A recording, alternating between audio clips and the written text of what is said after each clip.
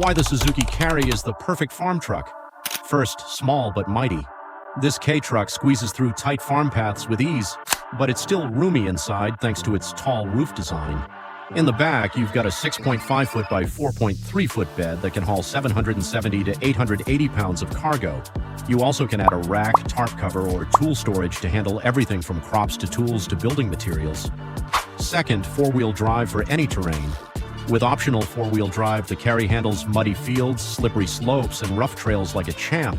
Some models, like the DD51T, even come with low gear, making it easier to climb hills and carry heavy loads without straining the engine.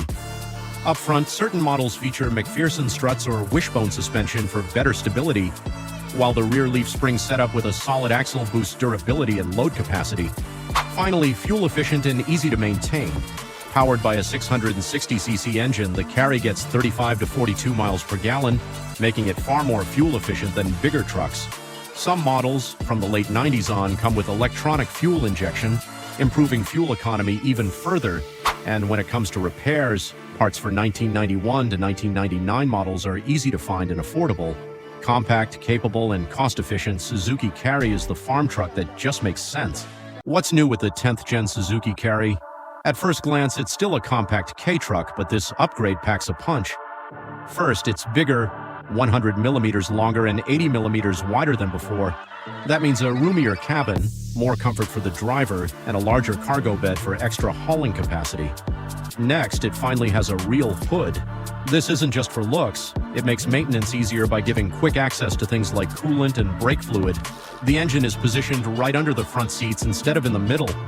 Now checking oil and fluids is way easier. No need to lift the cargo bed anymore. But the biggest game changer, four-wheel drive with an automatic transmission available for the first time. No more manual shifting means an easier drive, especially for beginners or city drivers dealing with stop-and-go traffic. And with four-wheel drive, the Carry handles rough terrain better than ever. It even has high and low gears to maximize traction when needed, improve fuel efficiency on highways, and make off-road driving a breeze. Bottom line, the new Carry is bigger, smarter, and more versatile. What do you think worth the upgrade?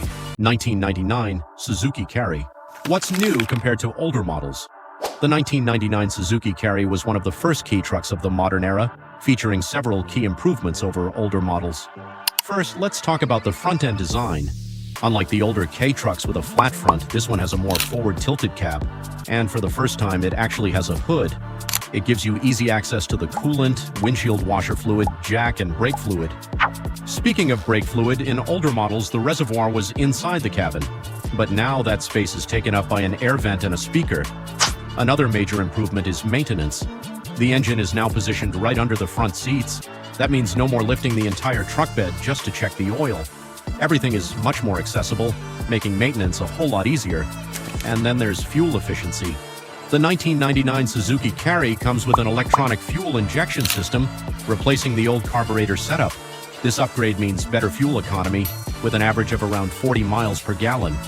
And here's something important. This Suzuki Carry 1999 is now old enough to qualify for import in most US states. So if you're looking for a practical, fuel-efficient, and easy to maintain, this one might just be a solid choice. Suzuki Carry versus Subaru Sambar. Which one is right for you? At first glance, the Suzuki Carry and Subaru Sambar seem pretty similar, but there are key differences that might sway your decision. First, engine placement. The Subaru Sambar has a rear-mounted engine, improving weight distribution for a smoother ride and making maintenance easier. Meanwhile, the Suzuki Carry's engine sits under the front seats, which makes oil checks and basic servicing more convenient. Cabin space is another factor. If you're over 5 feet 10 inches, the Sambar offers more legroom and a roomier feel.